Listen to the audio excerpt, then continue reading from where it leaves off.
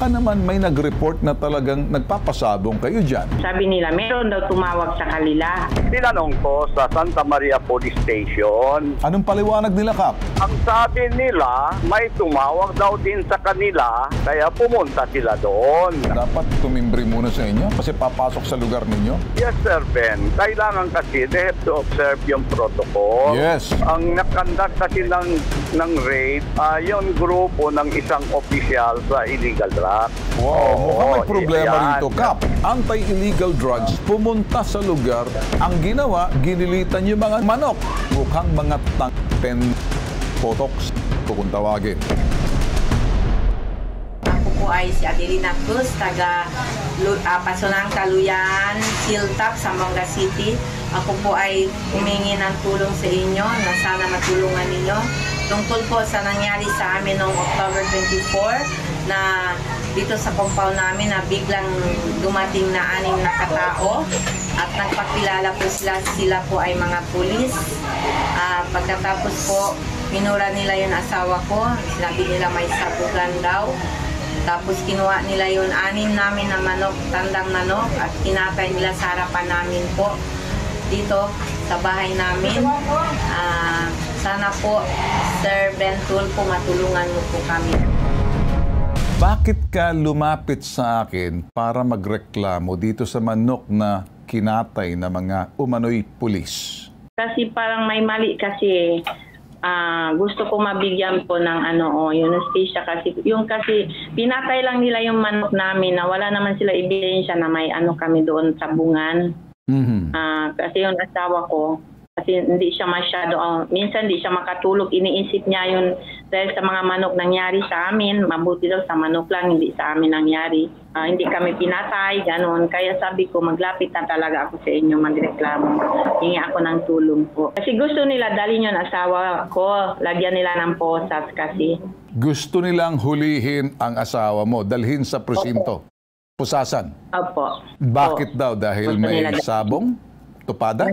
Dahil nga daw naglalagay kami ng sabungan sa bahay namin. Yung pulis pinipilit niya, may tarian talaga sa nasawa ko wala. Sabi niya, hindi, meron. Yung akaw na tablale na dito. Chene daw. Pinipilit talaga niya. Nagreklamo ba kayo sa barangay? Mga 3 araw ba yun, nagpunta ako doon, nagpa-blatter na lang ako sa barangay po. Sabi nila, magreklamo ako sa pulis. Sabi ko, saan kaya ako magreklamo? Sa sa Santa Maria? Sabi ko, hindi ko kasi alam, baka anuhin lang kami doon. Kasi yung mga pulis taga Santa Maria daw. Sabi ng anak ko, tumawag sa akin, doon ka sa Central, magreklamo daw doon sa Central. Pumunta po kami sa Central, second week ata yon, hindi ko na yung pecha. Pinakita namin video. Okay. Tapos sabi nila sa amin, hindi daw nila kilala yun sa video. Sabi nila ganon. Babalik daw kami doon.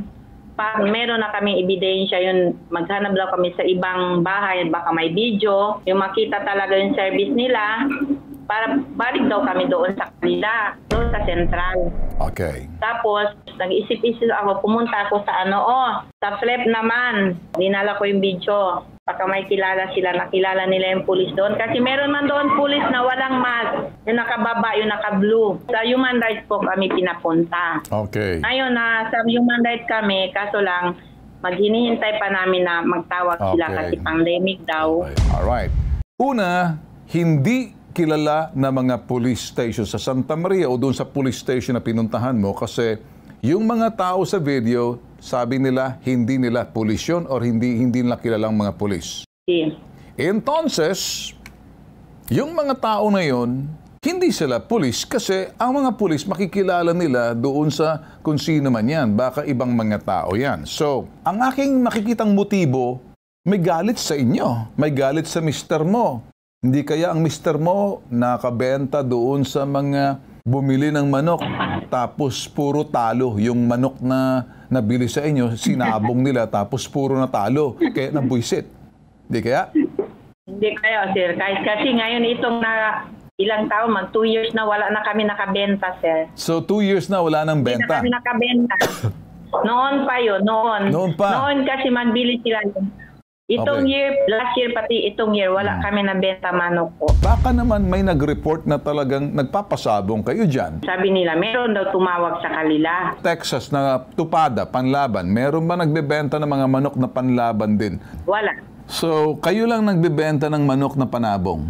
po. Okay. Noon po. Kasi parang suspect ikaw ng mga tao dyan sa lugar na may nag-report sa pulis na kayo ang nagpapasabong sa lugar ninyo kasi kayo lang naman ang nag-aalaga ng manok na mga panabong. Kap, tatanong, may mga nagtapapatupada ba dyan sa lugar nila Adelina or malapit dyan o may nagsumbong sa mga pulis? Anong makikita nyo, Kap? So far, sa issue ng tupada or local tarian, illegal cockfighting, so far, walang report officially sa amin dito, sa akin. Okay. I only knew about the report when it was posted sa social media. Every time na mayroon activities ng illegal tarian Oo. or illegal cockfighting, now it is the people themselves na tumatawag po sa akin na mayroon ganyan dyan sa kanila. Pero itong incident na ito, tinanong ko sa Santa Maria Police Station Okay. kung ano pa ang nangyari. Bakit wala naman sa amin coordination na pumasok sila. Anong paliwanag nila, Kap? Ang sabi nila, may tumawag daw din sa kanila Okay. na may illegal tarian. Okay. Kaya pumunta sila doon. Pero hindi naman na, yung sagot na yan, hindi po kailangan yan. Okay, Ang yan. tinatanong ko lang kung bakit wala kami, hindi kami alam. May kortesiya naman, konting delikadesa naman na pumapasok sila sa AOR ko. Ako being the punong barangay, ang kailangan malaman ako so that I can also help assist them. Alright. Kung may nagre-reklamo naman yan si Abelina Cruz, sagutin nila yan para magbigay naman ng hustisya ng complainant. Lastly, the Chief of Police of Station 7 will conduct an impartial investigation to find out what happened. Kap, ako nagpapasalamat sa iyo kasi parang gusto nyo sabihin magkaroon ng motu proprio investigation ang Station 7. Yes. Ay, siguro ang gagawin siguro ng Police Station 7, yon hepe, gagawin ng impartial investigation. Tama. Then, if it is found to be guilty naman, yung mga personnels involved, so kailangan may administrative charges para Tama. ipakita natin sa publiko. Tama. Ang gusto mo lang dito, Kap, transparency. Kapag may operations, hindi tinatagot. Dapat may timbrihan, may courtesy man lang pag pumasok sa area of operations ninyo, area of responsibility ninyo. Tama? Yes, tama, Sir Ben, tama. Okay. Ganito, Kap, bilang ama ng bayan, pwede ba, Kap, tulungan mo si Adelina? Kami naman, mag-iimbestiga kami sa police. Titingnan natin kung saan nagkamali rito, kung ito ba'y coordination, protocol breach. Yes. Hindi sinunod. Ibigay nyo sa amin yan, while at the same time, ikaw naman siguro kunin mo on the facts lahat kay Adelina, makikipagtulungan kami sa iyo, Kap, ha? Okay? Yes, Sir Ben. I will invite Abelina Cruz or anyone from the family so that I will get more information about the incident. Gusto mo ba kausapin si Kap? Pwede ka naman pala pumunta kay Kap. Bisitahin mo lang si Kap Adelina para mag-usap kayo. Tapos sabihin mo, punta lang. tutulong na ako niyo si Kap, ha? Ako na bahala sa police doon sa protocol breach na hindi man lang nakipag-coordinate sa inyo. Bawal yan. Magagalit siya si Chief PNP pagdating sa ganyan. Okay, thank you so much, Sir Ben. Well time. Gracias. Tawagan itong si Major Alvin Cabaya Cruz at makausap natin to. Di sumasagot, ha?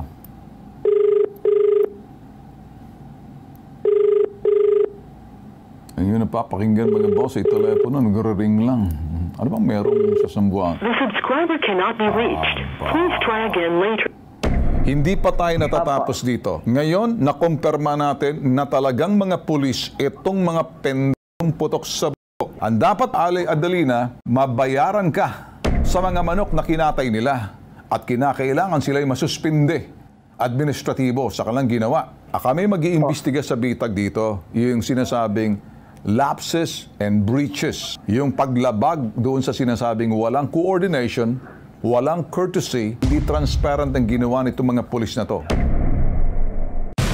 Tinatawagan ko po si Major Cruz po na sana bigyan ng station ginawa ng mga pulis daw sa bahay namin. Tinatay mga manok namin. Humingi ako ng hustisya. Alright. Sige, ganito na lang. Okay. Major Alvin Cabaya Cruz. I want you to listen carefully, listen good, listen up. Gumawa ka ng motopropyo investigation sa nangyaring pagkatay, paggilit sa mga manok nitong si Ginang Adelina Cruz. Nangyari noong 24 ng Oktubre. Yung dalawang gunggong na mga pulis mong putok sa buhok. Kinakailangan sitahin mo yan and you do a motopropyo self-initiated investigation.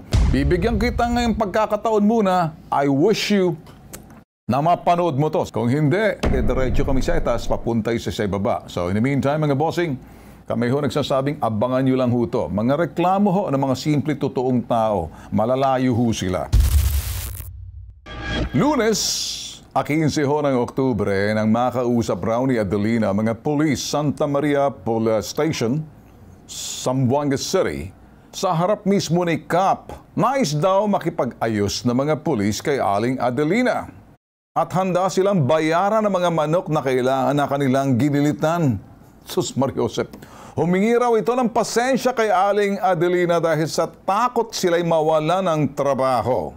Pakikwento mo nga sa akin kung ano ba talaga nangyayari. Tumawag si Cap sa aming mag-asawa. Pumunta po kami doon sa barangay. Nag-uusap kasi kami doon. Ginagawa niya yung report. Nagtatanong siya, meron ba daw iba pang nawala sa amin. Tapos nagbigay na kami statement ng mag-asawa. Maya-maya dumating yung 4 ata yung pulis. Kinausap nila si Cap. Tapos nag-usap-usap sila. Tapos pinaharap sa amin. Yun ang humingi sila ng pasensya. Nag-sorry sa asawa ko sa ginawa nila daw. Bayaran daw nila magkano daw yung isingil namin ang manok nila. Sabi na kasi pare-pareho daw may mga anak din daw sila. Ganon, naging sila ng tawa sa asawa ko. Tapos naisipan ko na sabi ko, Kap, hindi na lang matuloy yung usapan namin sa bayaran. Kasi hindi ko pa pala nasabi sa inyo, hindi pa kami nag-usap kung paano yun. Bigla na lang sila ngayon na dumating, na sila na pala yun. Kaya sabi ko, hindi muna kami pupunta ngayon kay Cap. Hintay muna kami sa tawag niyo po. So walang malinaw na paliwanag bakit nila nagawa sa iyo. Ba't sila humihingi ng dispensa maliban lang na bayaran na namin? Ganun lang. Ganun lang po ang gusto. Bayaran daw nila. Sa palagay mo kaya, Aling Adelina, kung hindi nakaabot sa amin, hihingi kaya sila ng sorry?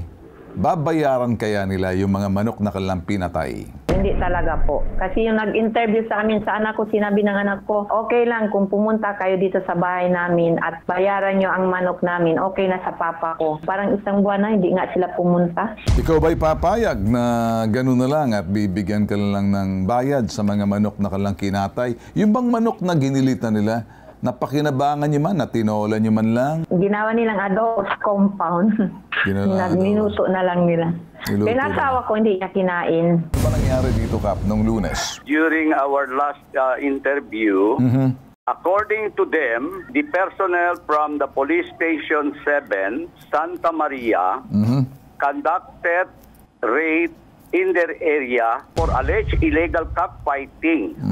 The raiding team were all in civilian attire and did not find any illegal cockfighting in the area, and instead, according to them, confiscated their fighting cocks, and all other residents were visited in the area, started checking all other residential area for fighting cocks.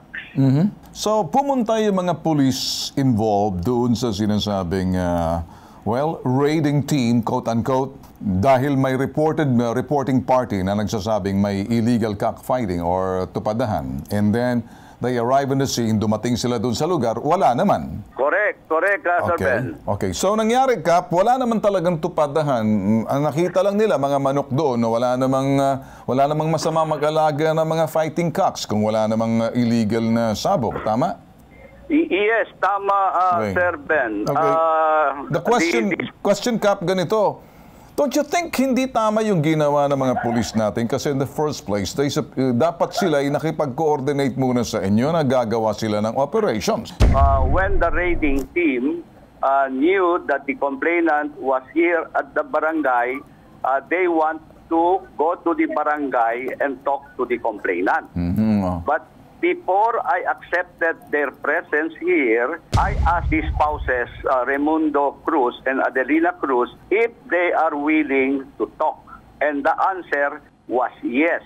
Kaya ba sila humihingi ng paumanhin kasi lumapit na sa atin for fear na makaabot sa Maynila, matatanggal sila sa serbisyo, and they're now fighting for their job doon sa kanilang pagkakamali? For every actions, for every decisions, wrong or right, there will be consequence. Thank you so much for again taking my call na medyo nalinawan na kami. Okay, gracias, Sir Ben. Gracias. Gracias también. Gracias. Kung Okay. cuidado tamen allí. Gracias. Okay. Major, kaya Kabaya Cruz, Major si Ben Tulfo from PTV4, sir. Sir, good afternoon, sir. Nakaabot ho sa inyong insidente ho, sir, yung mga tao natin dyan noong October 24, about 11 a.m., may nangyaring operations ho ata na parang nag-raid or conducting is illegal gambling tupada dun sa lugar. Parang, I don't know, sir, kung nakaabot ho sa inyo to, sir.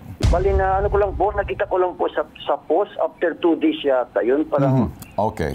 Sunday nangyari, parang Tuesday yata, parang inano nila sa online po, Alright. sa social media po. So in other words, sir, hindi nyo alam, sir, na nag-operate yung mga tao ninyo. So walang mission order, sir, na nangyari na kayo mag-ooperate. Ang ano kasi doon, sir, may tumawag po sa Yes.